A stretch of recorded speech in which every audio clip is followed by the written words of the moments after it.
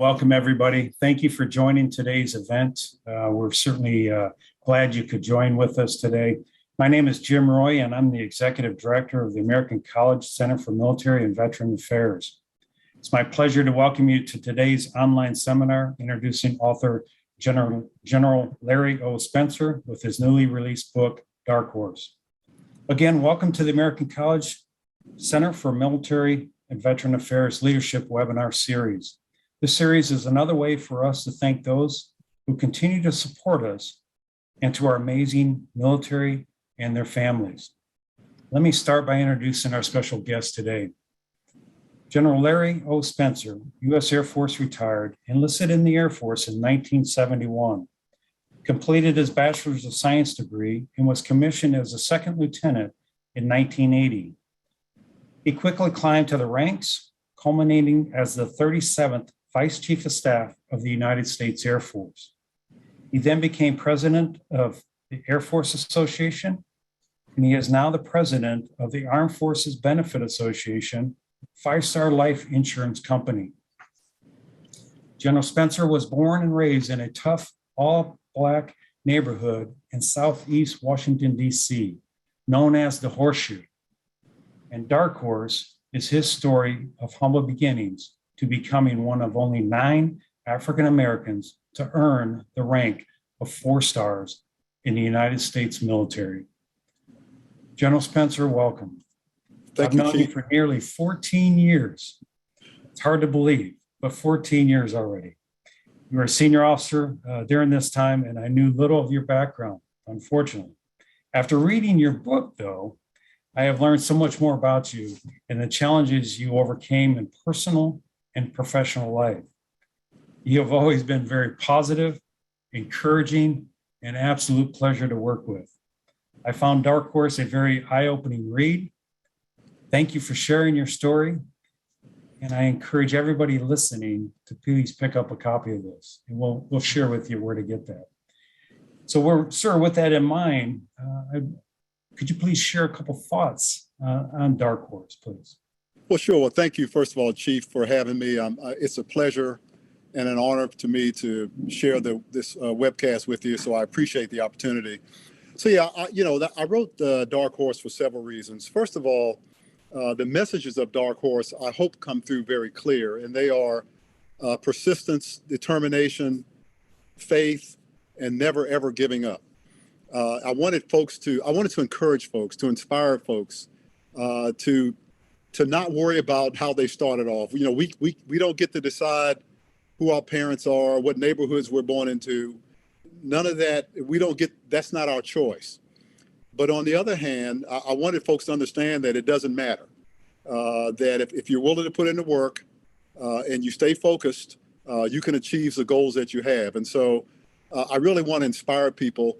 The other thing, and I know this has happened to you because you were former Chief Master Sergeant in the Air Force, people would always come up to me and say, how did you become a 4-star? And so, first of all, that's the wrong question. I mean, because there's no answer to that.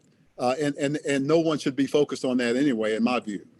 But what was implied in that question was this assumption that I had sort of a privileged background and somehow, from the start, I was, somehow anointed and, had all these advantages. And I wanted to show people that, no, not really. I'm sure folks grew up in tougher environments than I did.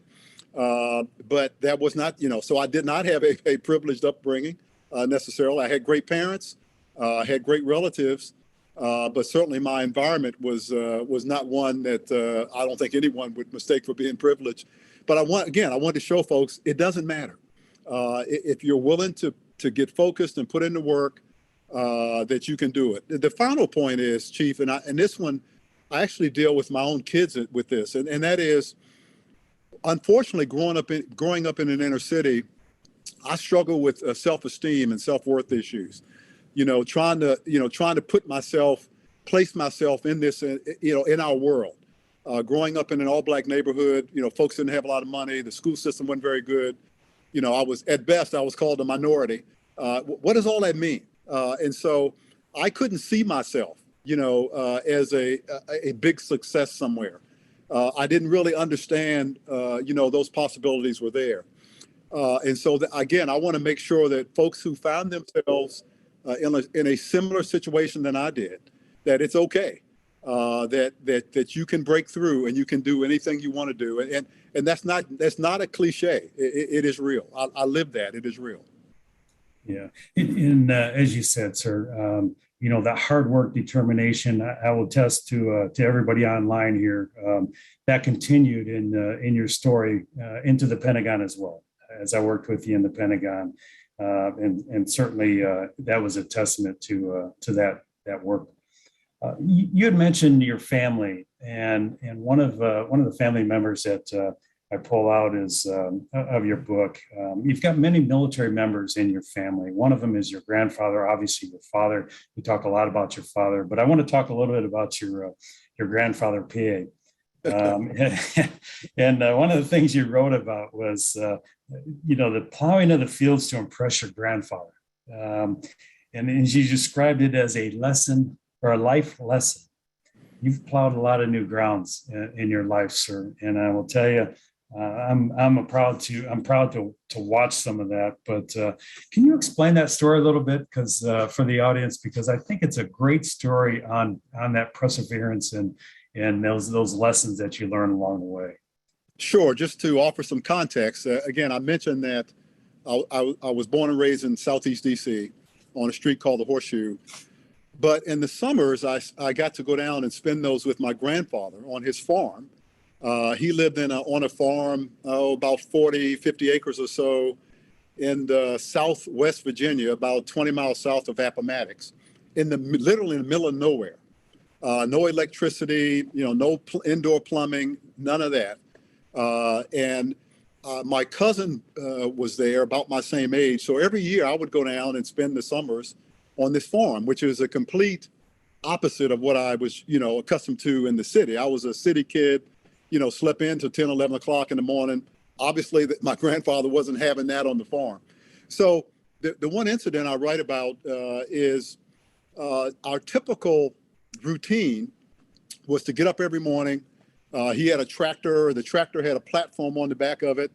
I'd jump, after I fed the hogs and we ate breakfast, I'd jump on the back of that platform on the tractor. We'd ride out to one of many tobacco fields and start working the tobacco. Those are familiar with tobacco. It's essentially, pulling little growths off each plant and going down the field. And it's really hard, sort of grueling, hot work, because you're out there in the middle of the summer. And as I mentioned, typically my cousin, who was my same age, was there, and it'd be my cousin and I and my grandfather. Well, this particular visit was a little bit different for two reasons. One is my cousin, at the time that I arrived, I didn't know anything about this, was visiting his mother up in Philadelphia. So I was there by myself. It was just my grandfather and I. We were both sort of introverts. We didn't, so we didn't have a lot of conversation. But for whatever reason, he thought, this particular summer, he would mentor me and, in his mind, teaching me how to, be a man, I guess. And so he started giving me these, nuggets of wisdom. To give you an example, he thought I needed to know the difference between a mule and a donkey. Why I needed to know that to this day escapes me, but those were one of those nuggets he thought I needed to know. He also had a saying that he taught me, and that was, even a blind rooster finds a kernel of corn every once in a while. I'm still scratching my head over that one. But he was imparting all this knowledge. So this particular day, rather than get on the tractor, we walked to the barn, and he backed out his only horse, a huge farm horse, hooked a platform to the horse, behind the horse, put a plow on the platform, told me to jump on the platform. So I'm sitting on this platform with a plow sitting next to me. I'd never seen a plow before. And we head out to one of the many fields that he had. And he was essentially going to plow the field to plant vegetables. So we got out there. And by the way, look, I'm a very young, just barely a teenager. I'm fascinated by all this. So we get out there. He hitches the plow to the horse. And he straps in, there's a strap that comes behind you. And it was really a kind of neat thing to watch. And he starts plowing these fields, perfect rows up and down. And I'm just sitting on the ground in the dirt, just watching, transfixed, because I'd never seen anything like this. And so at some point, he was about halfway through and he had to take a bathroom break. So he stops the horse, unhitches himself, runs into the woods. So now I'm thinking to myself, okay, my grandfather and I, we have this, this mentorship thing going on. He's trying to teach me how to, be a man and et cetera. So I'm thinking, okay, well, I'm going to, because, he thought of me as a city kid and didn't really know much. So I'm going to reciprocate. So I said, I'm going to impress my grandfather. I'm going to get in behind this horse and start plowing. So when he comes back out, he can take a break and I'll finish it up for him. Now, again, mind you, I'd never done this before. So I walk up to this plow. The horse is just standing there. This plow was about the size that I was. It's a heavy thing. So I barely get it upright. And then I get the reins behind me. You can picture this kid, 11, 12 years old, out there by himself in the middle of nowhere, holding up this plow, staring at the rear end of a horse. And I know the command to make the horse go forward. So I command the horse to start walking. So the horse starts walking. The problem is the plow now is going diagonally across my grandfather's perfectly plowed rows, because I don't know how. There's a trick to manipulating the plow to keep it straight, and obviously manipulating the reins to keep the horse going straight. I didn't know either of those. I wasn't trained on either of those tasks. So now I'm cutting across my grandfather's rows, and it hit me that I know the command to make the horse go forward. I don't know how to make the horse stop. And so, as you can imagine, I'm scared to death. Now, let me pause for a second here, because I don't advocate this, but I just need to give you the context of the times. This was the 60s. And so, again, I'm not advocating this for today. But in the 60s, on a farm in the middle of nowhere, you could whip your kids. And so I was and the tool of choice, the disciplinary tool of choice on a farm was called a switch. It was essentially a little branch off of a tree. My grandfather had never done that to me before, but I had heard enough stories that I was doing my best to avoid that. So what's running through my mind is I'm ruining his work, and I'm going to get the first, discipline from him that I've ever had. So I'm scared to death. And so we're almost, and I'm not exaggerating here, not only am I cutting across his rows, we're almost out of the field. Because I didn't literally, and I'm running to try to keep up with this horse. My grandfather bolts out of the woods. He yells at me, "Larry, what are you doing?" And so picture this. I instinctively turn around to see him, but the horse is still moving. So I'm turning and moving at the same time, and I stumble. And so I almost fall down. I catch myself, and instinctively I just yell out, "Whoa," trying to steady myself.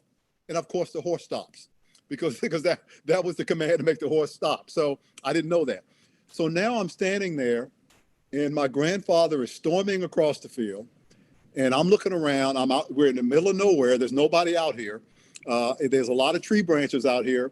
And so I'm thinking, okay, I've really messed up this time. But when he got up to me, he first asked me if I was okay, which I did not expect. So I said, well, thinking to myself, maybe this may not be so bad. But he looked at me and he said something to me that was not artful in its articulation, but it had powerful meaning that I carried with me the rest of my life. And he said, it's okay to try and fail, but it's not okay not to try. And what he was essentially saying to me was he was proud of me for trying. And he was also saying to me, by the way, throughout your life, you're going to fail, but that's no reason to stop. You have to keep trying. And so what I took in my entire career, in my life, and you probably know better than others on the webcast, there were many times where I fell down or I was going to fail. But as I tell everyone now, I'll use a football analogy since there was the championship football on last night. You can't score a touchdown sitting on the bench. And so I've always, what I learned from my grandfather that day was get in the game. get in your career, get into your dreams, what your goals. Don't sit back and watch it happen. Strap up, put your equipment on and get out there. And if you don't, and if you're afraid you're going to fail, I'm going to tell you right now, you are. So get over that. But that's okay. Mistakes are okay. Learn from those mistakes and get better. So what I really learned from that and what it really helped me in my career and continues to help me today is, I always run into opportunities where, man, I don't think I can do that. I might fail. I may look bad. I can't do that. But I always, my mind goes back to my grandfather storming across that field, and I get up, I strap it on, and I get out there, because you never know what you can do until you jump in the game and try to score a touchdown. That's a great story, sir. And I will tell you, I don't want to jump too far ahead, but I think it's probably time that I just kind of enlighten a few folks maybe that don't know the story. But in 2015, Secretary of the Air Force Deborah Lee James established the Larry O. Spencer Innovation Award for those who demonstrate innovation, cost manpower savings to improve efficiencies, operational readiness, and replicate those innovations across the enterprise. And I think that's attributed to the story that you just told. It wasn't about the switch. It was about trying something, getting out there, getting in the game, not sitting on the bench, but Correct. getting out there, at least playing the play. So That's right. That's right. And that's what this is about. And we really appreciate that story. I think it's a great story.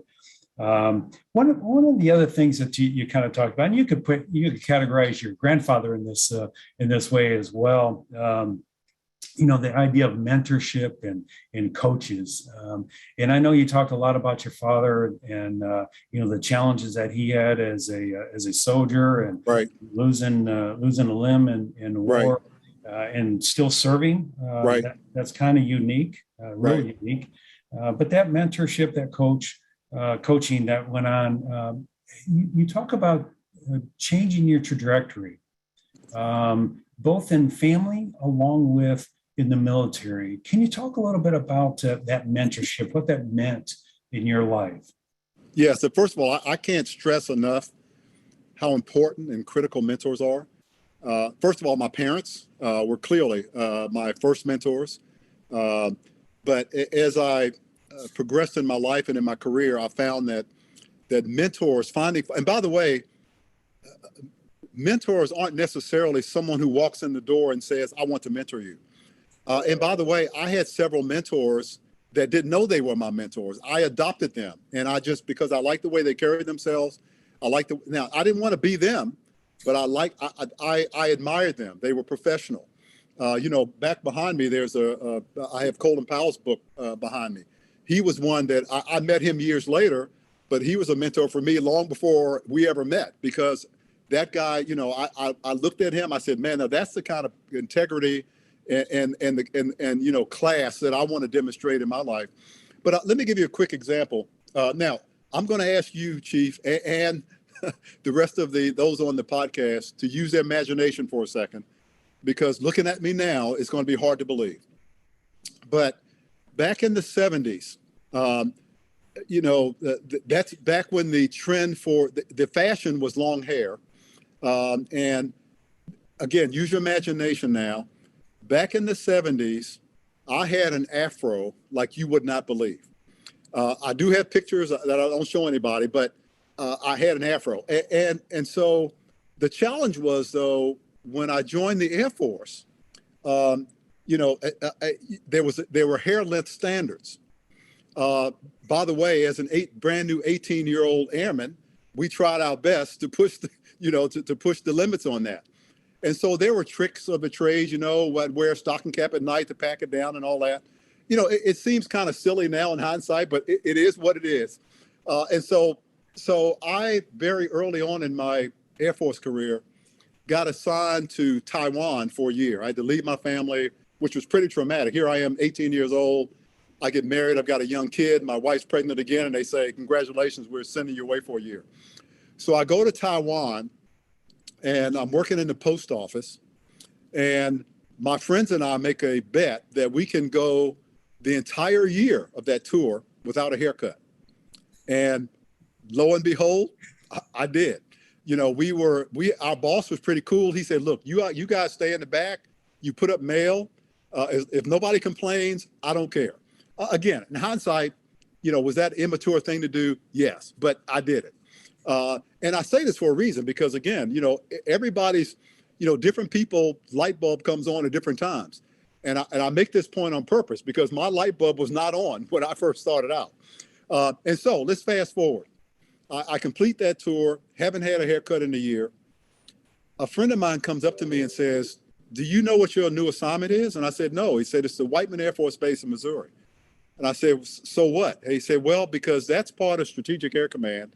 Now, most folks on the webcast won't know what that is, and it doesn't exist anymore. But the old Strategic Air Command was the strictest, purveyor of rules of any command we had. They owned all the nuclear force, the missiles, ICBMs, B-52s. It was a very spit and polish command.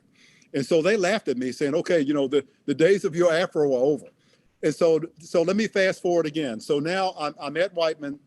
I'm still going through all kinds of things to pack my hair down every night.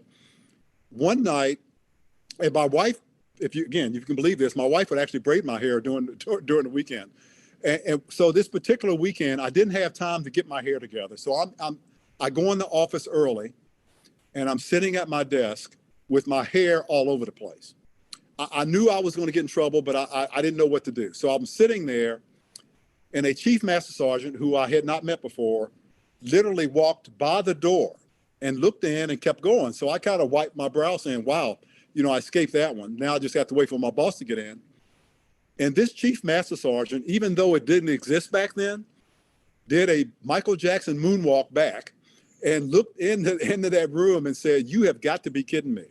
He came in. Now, keep in mind, no one else was there. He said, Airman, stand up and come get your hat and come with me. And so I followed him. Obviously, he's chief master sergeant. I think I was a two-striper at the time, an airman first class. So we walked out. We went out in the parking lot. Now, Chief, maybe you can tell me this later because I don't know the answer to this, but every chief master sergeant I've ever run into had a truck, and a pickup truck. Really? So, right, exactly. So he had a pickup truck. We got in his pickup truck. We went over to the barber. He went in. He paid the barber. He sat down, and he said, "Give him a military haircut." So I was sitting there watching all my hair fall on the floor, and I looked at him, and he had the biggest smile on his face as you can imagine. But after that, though, a couple of things happened. One is he put me in his pickup. Rather than take me right back to work, he took me over to the base park, and he said, "Look, let's talk for a few minutes." And he was, he changed my life that day in two ways. One, he said, "What are you doing with your life?" He said, "Look, I understand. I'm a chief master sergeant. You don't think I was ever young, but I was. I understand you want to be like your friends." But he said, look, you're in the United States Air Force. They have rules, and haircuts are one of them. If you want to grow your hair long, if that's your priority, get out of the Air Force and grow your hair long. But he says, if you want to be an airman, which you have said you wanted to be, then you need to follow the rules. Is that clear? I said, Chief, yes, that's clear. And by the way, this wasn't a thing where I was scared. He was really getting to me. And I was listening to every word he said. And then he said something that really changed my life. He said, "Are you in school? Are you taking college courses?" I said, "No, I'm not." He said, "Why not? You need to be in college. You need to think about your future. You need to think about your earning potential going forward." And so he said, "I'll tell you what I'm going to do. I'm going to call your first sergeant, which we knew, and tell him you're going to be late." And he then drove me in his pickup truck over to the base. They had base education offices back then. And he enrolled me in college courses right then. By the way, the first course I took was a financial course. And here's why that changed my life in a lot of ways.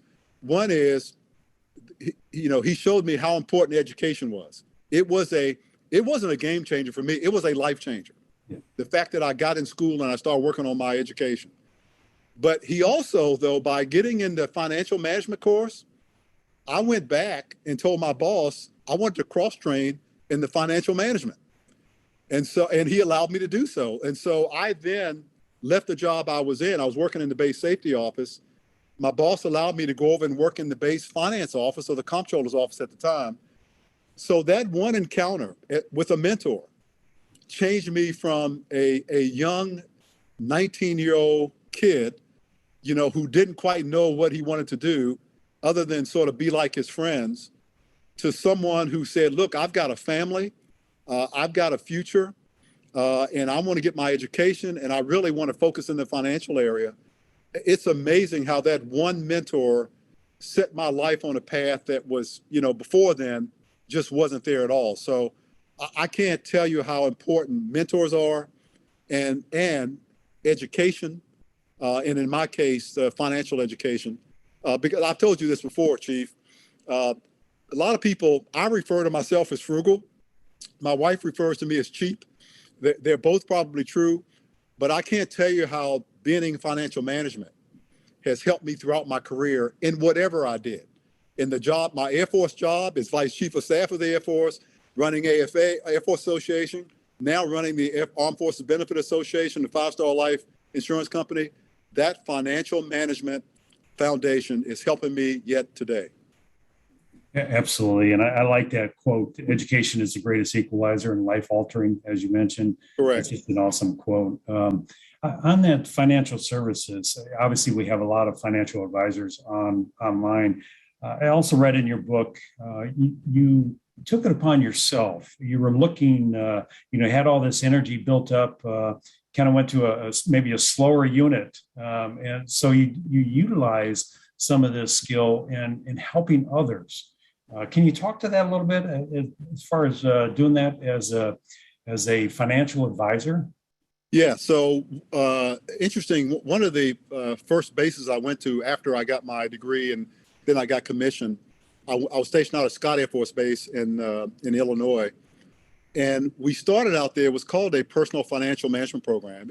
I wish they still had it. They don't have it anymore. Where we organized a group of folks to help out young airmen who were struggling financially. And it was amazing. This was before 9/11. And so, we had folks coming, selling young airmen, encyclopedias that they didn't need, or, just giving them a story about, and you've been to bases where, you drive up and down one of the main drags and, you've got folks with payday loans and, trying to sell folks, lemons on the used car lot, and airmen getting introduced to credit cards and not understanding how compound interest works and, making minimum payments. And all of a sudden, 6 months later, they owe a lot more money than they paid for the item. There was that financial education was not there. And so we started a group. It was called Personal Financial Management Program. And we were all volunteers, and we mentored and we educated young folks on the base on how to manage their finances, to the point where I would actually write letters to creditors and get them to, give the folks a break and say, look, this person, just got themselves in deep. Can you cut them a break? Can you let can you waive some of the debt that they owe? And then we started teaching classes, how to save money, how to pay yourself first, all these basic things, buying versus renting, all these sort of basic financial things that you all know a lot more than I do. But yeah, that is something I really got a lot of enjoyment out of, because I think we helped a lot of people. And going back to that, your innovation award that the Secretary established, can you talk a little bit about I think our military men and women are really that good. I think they're just dynamic. They've got such talent, the work ethic, the integrity, and the list goes on. Can you talk a little bit about, ideas on how to get more of them interested in financial services? And then if you will, maybe expand that to what in their military background, in your mind, would make them good advisors? Yeah, absolutely. So, first of all, I was very humbled and appreciative that the Air Force named an award after me. I mean, good Lord. I mean, I certainly nothing I feel like I deserve. But I've always been, though, fascinated by innovation, even going into the Air Force. If you think back to the Wright brothers who made the first airplane, and look how far we have come. And look, for all of you all on the webcast, I'm nowhere near as old as Chief Roy is, but I can tell you that when I came in the Air Force, and I'm not obviously I'm actually older than Chief Roy, but when I came in the Air Force, on my desk was a Royale typewriter. There were no computers. There was no internet. And so I've always been fascinated about technology and how we can do things better and more efficiently. And so, and that I translated that over into the financial management world because, back when I first got into finance, and you probably remember this, at lunchtime, the finance offices were filled with people wanting to just see what their paycheck was going to be next week, which was ridiculous. And so all of the things that we take for granted now, back in the day, we all wrote checks. We had checkbooks. There was no direct deposit. We didn't have a defense finance and accounting center where all of that backdoor accounting stuff was done in one place. Back then, that was done at every single base. And so a comptroller squadron back there was 150, 175 people. A comptroller squadron today might be 30 or 40 people. The technology has allowed that to happen. And personally, I just felt in the financial management arena, it was a natural evolution to sort of transitioning into personal financial management and being personal financial advisors, because you understand folks who are engaged in financial management, going back to the basic debits and credits from accounting, going forward to understanding again things like compound interest, how real estate works, how investments work, how the stock market work, what a 401k is, or how that works, and mutual funds and all of those things, and bonds and stocks. And so to me, it was just a natural fit. And I know of a ton of financial folks that I came up with that are now professional financial advisors. Sir, one of the things I took throughout your book, and even to the point of being a 4-star, you talk about going to the gym and somebody asking you, "Why are you parked in the general spot?" And I guess I'm kind of dumbfounded that happens in our military, having served with you in the military. Can you expound on that a little bit? Yeah, I'm actually glad you asked that, because I am asked about that a lot. And when you look at the divisiveness of our nation today, I think it's even more important that we all talk to each other, and more importantly, listen to each other to understand our experiences. We all are brought up differently. We all have different life lenses. And so we see the world differently. But the specific example that you're talking about is one I'll never forget, but it wasn't the first time it happened. So just to set the stage for you, for the folks on the webcast, so I am a 4-star at this point. I live over at it's called Joint Base Anacostia Bowling now. It was called Bowling Air Force Base back then. And I was fairly close to retirement, but I had a busy day coming up, so I decided to. And a lot of times I would go into the Pentagon and do my workout at lunchtime down at the gym there, but I wouldn't have time. So I went by the gym at Bowling to get an early workout. It was maybe 5:30, 5:45 in the morning. So I'm in my gym clothes, and my uniform is in a bag hanging up in the back of the car. And so the bowling gym, it's a small gym, and it doesn't have a lot of parking spaces, but it's got 2 spaces reserved for general officers. And so I pull into the space. I open my door to get out. I had noticed when I pulled in, there was a gentleman sitting in his car in the row behind me, but I didn't think twice about it. Didn't even give it a second thought. As soon as I stepped out of the car, this guy came up to me and starts chewing me up one side and down the other about why I would have the audacity to park in a general officer space. And speaking of Chief Master Sergeants, at that time, a chief that I knew was walking by, going to the gym, who overheard the conversation, and he was livid, and he was about ready to come over and chew this guy out. And I just said, hey, Chief, I got it. Because this has happened to me before, I wasn't mad. I was disappointed, but I wasn't mad. So I let him finish. And then when he got done chewing me out, and he actually lectured me on, why it's important for general officers to be able to have a sparking space. They've got busy schedules. They need to get in and out. And, how dare I, deprive a general officer of that privilege. And so after he got done, I looked him right in the eye and I said, what makes you think I'm not a general officer?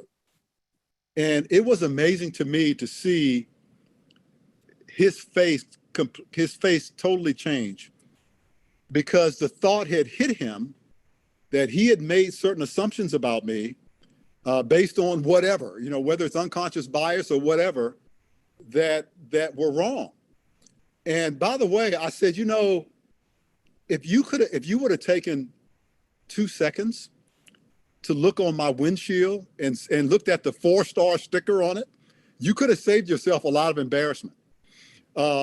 And so again, I wasn't mad at him. I said, look, you need to think about why you made that assumption.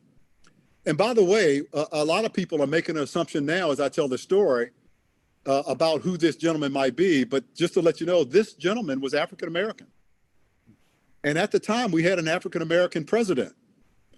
So this person who was the same race that I was somehow did not see folks who looked like himself as general officers.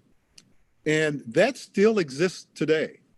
It's one of those things, Chief, and especially in the military, we just don't talk about it. Right. I give examples in the book of my wife when we attend social functions. And, other spouses walk up to my wife and assume she's part of the help, and that she's, and they ask her for a drink, go get her a drink. Again, we don't get mad because we've just kind of gotten used to it. But those are things that aren't talked about that I'm afraid in our society, they get buried. And then a George Floyd happens and they come pouring out, or something else happens and they come pouring out.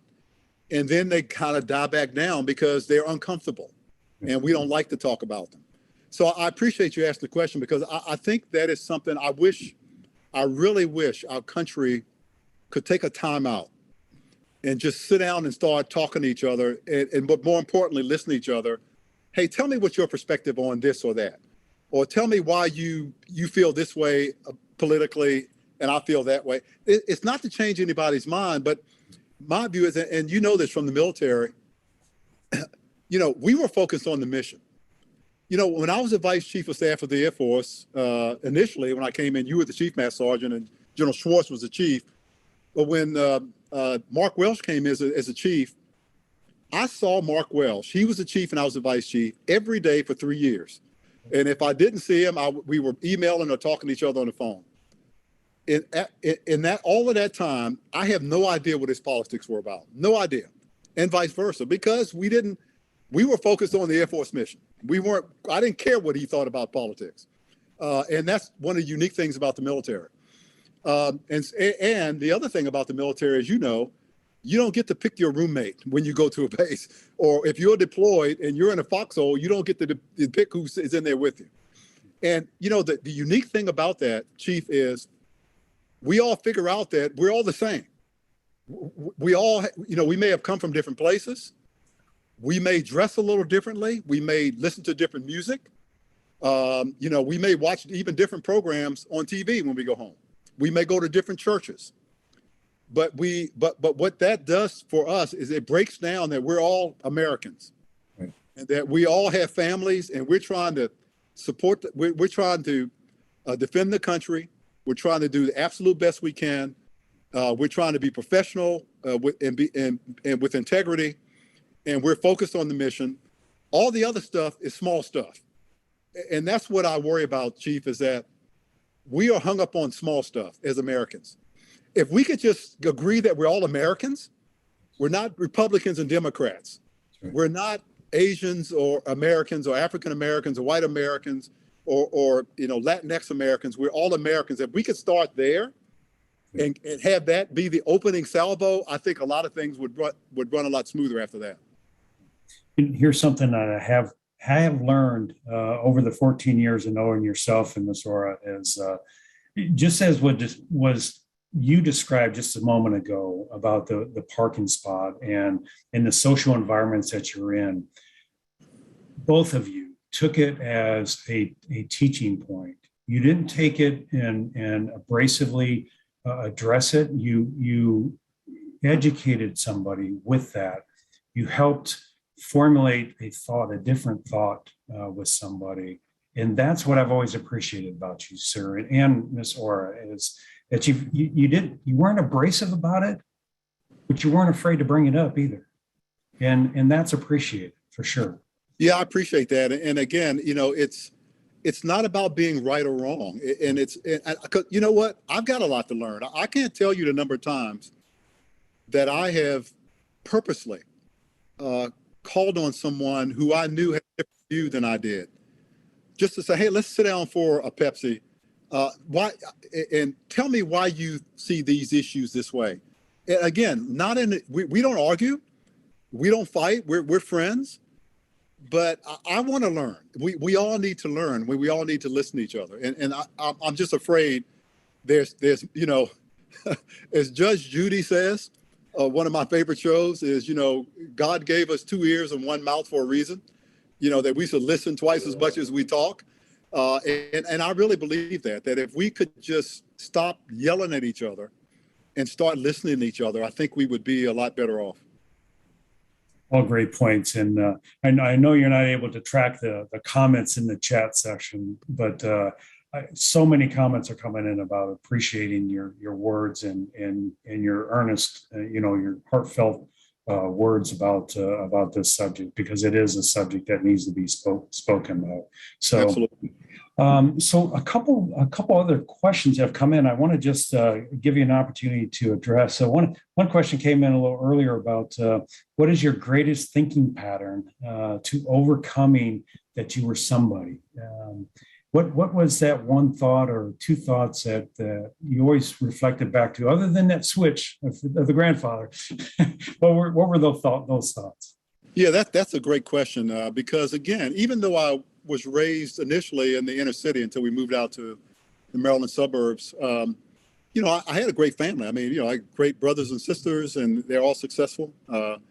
Great parents. So, but when you're trapped in that cocoon, and one of the examples I use in the book is, think about this. Obviously there was no legal segregation when I grew up, but it was practical segregation.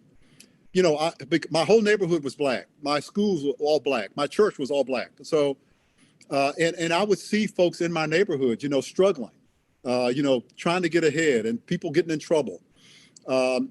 But when I looked outside my neighborhood, I would see, if I went to a doctor didn't look like I did.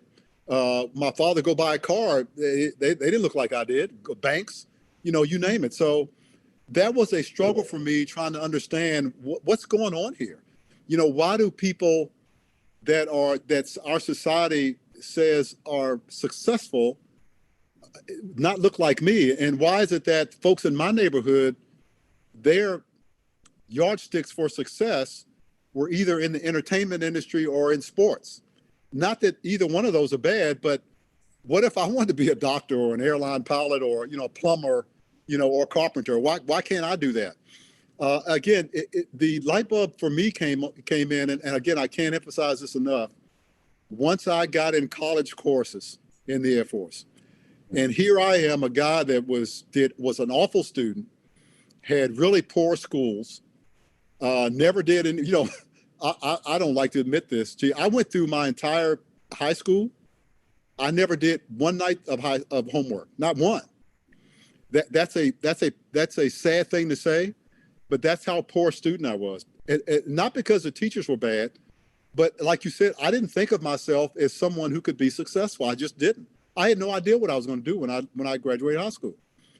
But once I got in the Air Force and I had that discipline around me, and I found myself sitting in a college class with other college students, and I'm actually listening now, and I'm a little bit older, but I'm listening to the professors and I'm actually enjoying it. I actually started to get turned on by learning. Now learning is such a joy for me. I try to learn something every day because I just enjoy it. But that was a turning point for me because I started going home and I was excited about what I'd heard in classroom, and I wanted to do the homework, and I never wanted to go to the class unprepared because I was excited about it. And so I started to take tests, and I started to get A's, and I started to get A's on my report card, and I was like, oh my God, where's this guy been? And so it was literally like somebody flipped on a switch. Yeah. And so for me, it was education or the realization that I was just as smart as everybody else. I just didn't know it. And part of that not knowing was I didn't know how to apply myself. I didn't know how to study, but because I didn't enjoy it. I hated school. I was in high school to play football. I wasn't in high school to go to take courses. But once I learned that and figured that out, it was an amazing transformation for me internally. Let me share a couple thoughts and get your comments on. So many in the audience may not realize what it is to go from, the horseshoe, but talking specifically in your military career, go from being an E1 in the United States military enlisting to getting your commission to becoming the Vice Chief of Staff of the United States Air Force is a huge milestone all in itself. But then on top of that, the fact that you are not a rated officer, which is for those on the network, if you're rated, that means that you're a flyer in the Air Force. Pilot, right. So General Spencer was a support officer, if you will. So that is a significant, milestones along the way. And as I read off in the beginning, one of only 9 African Americans ever reached 4-star levels. So can you talk a little bit about that, sir? Yeah, that's interesting. You're right. For those who aren't familiar with the Air Force in particular, the military, the chances of an officer in the Air Force, let's talk about that service, to become a general officer first, but in particular a 4-star, if you're not a pilot, the chances are pretty close to zero. Pretty close to zero. Every career field has 1 or 2, maybe 1-star. For example, security forces, the cops in the Air Force. There is one-star general in the entire Air Force. That's as high as you can go, and obviously, but not very many people are going to get there because there's only one. In my career field of financial management, there was 1 2-star and 1 1-star. And by the way, they initially, for years and years and years, the 2-star financial management slot, they put a pilot in that as well. They didn't even put a financial management in that job. And so what you're describing is, I'm not complaining about that. It's just the way it is. It is the Air Force. So I'm not complaining about it. But yeah, so did I think that I could ever in my life become a general officer, much less a 4-star? Absolutely not. It was nowhere on my radar screen. But I want to use this to make 2 points. One is, when people ask me about that, how'd you become a 4-star, especially if you're not a pilot? Because people talking about making assumptions, people assume I was a pilot because I was 4-star and I was Vice Chief of Staff. So what I tell folks is, the best mentoring advice I got in my entire career was from my first boss as a second lieutenant. He was a lieutenant colonel. And I was talking to him. I was a brand new officer thinking, I wanted to do well. And so say, hey, how should I do this? Should I take this course? Should I, apply for this and do this or that? Or, I was starting to plot out my career. He said, stop it. He said, what you need to do is bloom where you're planted. And that was the best advice I ever got. And what that means is you do the best you can at the job you're in today. That's all you need to worry about. And everything else will take care of itself. And Chief, as you know, in the jobs you had, folks have no idea the conversations that are happening behind the closed door about them. If you're out there working your butt off, somebody's talking about you. You just don't know it. And so that what I learned from that experience was I'm not worried about the next grade or the next promotion. I'm worried about where I am today. And that because that's all I can control. The other thing is I do talk in my book about faith. And look, and I'm not trying to push, a religion on somebody or try to preach to anybody, but I can just talk about me. So I have a strong faith foundation. That's the only, way that I think I could have gotten there. It was a power beyond me because, what you're describing is a zero possibility. And I don't know of anyone that, anyone on earth that can do that, can make that come true. Obviously, we know one. That's correct. So congratulations to you. I do have. The point is, it wasn't me. I had a lot of help. Both sort of mortal and immortal help. That's right. That's right. Let me ask you this question, referencing the, I guess, in the seat, in the tank, if you will. For those that don't know what the tank is, it's inside the Pentagon. That's where the big decisions are made. But somebody asked the question: in a crisis environment, when reviewing U.S. security, how do you and others that you're affiliated with, obviously, stay grounded to evaluate all the options? And here's the key: and keeping your emotions in check. How do you do that? That's a great question. And for those of you who have not been in the military, they do a good job of training military folks how to keep calm. Now, I'm generally a calm person anyway. It drives my wife crazy because, her hair be on fire about something, and I'm just kind of saying, "Oh, okay, here's what we need to do." And we're just talking about pilots. And that's the reason that's important. Think of a pilot. Flying an airplane is not all that complicated. I think most people can be taught to fly an airplane. The issue, though, is what you get the big bucks for is when there's an emergency, when the engine stops and you're at 35,000 feet, then what do you do? And that's where all the training comes in. And so that training in the military is purposeful because you can't afford to get emotional or fly off the handle when you're sitting in the cockpit and you got an engine fire. You can't. You have to say, okay, you have to assess the situation and then come up with a course of action to resolve it. And it's the same in the tank or other meetings or, one of the things I learned very early when I was vice chief of staff is, they don't bring the vice chief or the chief the easy decisions. They bring the easy decisions were made by somebody else. It's the tough problems they bring to you. And I think just over time, being personality-wise, being calm anyway. Yeah. But that coupled with the training I had, I don't know very little sort of sort of caused me to. It's never happened, so I can't think of something that would just cause me to just sort of, get emotional and sort of lose it. By the way, this as a leader, the last thing you want to do as a leader is to show that sort of, a loss of composure in front of your folks that work for you, because they take their cues from you. If something happens bad and they see you fall apart, what are they going to do? So you really have to, as a leader, you really have to learn how to, not overreact or underreact, but not overreact to problems or challenges. Because, by the way, that's what they put you in the job for. You're in that job to solve the hard problems. And so you have to be able to absorb those in a calm way, systematically think through the courses of action or the solutions and make a decision and move forward. Recognizing sometimes you might be wrong. That's okay. You need to assess the situation based on the information you have, make a decision calmly and confidently, and move forward.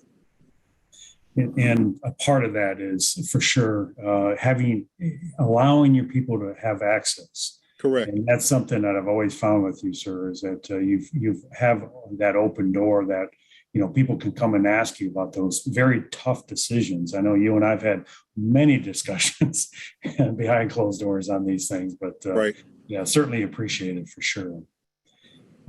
Unfortunately, we are getting close to the end of the hour.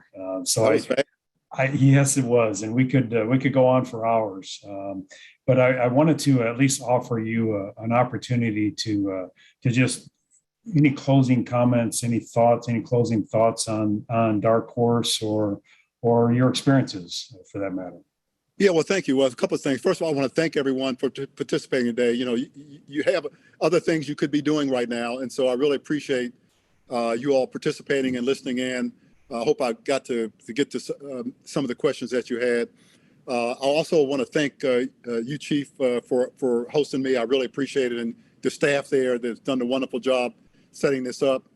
I want to thank your college for what you're doing. You know, the financial training that you're providing, particularly the training you're doing for military. I really appreciate that, and that's a big deal, and it's really needed, and it's something that's. But you know, you and I talked about this the other day. You know, folks are in high school one day and then military the next, and there's this assumption that they know how to manage their finances, they know how to invest, they know what a 401k is. That is a false assumption, and so the training that you're providing is so much needed. So I appreciate what your organization is doing well. And finally, again, I want to reemphasize that, you know, I wrote the book Dark Horse to not talk about me, but to give an example of what they can do. That, you know, that my hope is to motivate and inspire people, particularly those that may have found themselves starting out in a place that wasn't maybe as privileged as they would like, or they found themselves now in sort of a position where, you know, they're wondering or they're doubting themselves if they can be successful or not. The answer is yes, you can be. And I hope the book helps them to realize that. And the key point is inspiring. And certainly the book, as I went through it, is inspiring in all ways. It's an eye opener, and it is inspiring to to reach out there and do a little bit more than what you think you can. So we certainly appreciate that. And again, I appreciate you talking about the college and what we're doing with the Center of Military and Veteran Affairs for our military and our veterans out there. So thank you for that. As we're showing here on the screen, you can connect with General Spencer at GeneralLarrySpencer.com. You can purchase his book there as well. And then we also have a few other activities for the college that run on occasion, and you're always welcome to do that. I give you the website here as well, and also an opportunity if you feel led to give that opportunity for others for that education through a scholarship. So please consider that as well. Again, thank you so much. We welcome your feedback and are so glad you could join us today. General Spencer, thank you very much. Thank you very much, Chief. Thank you.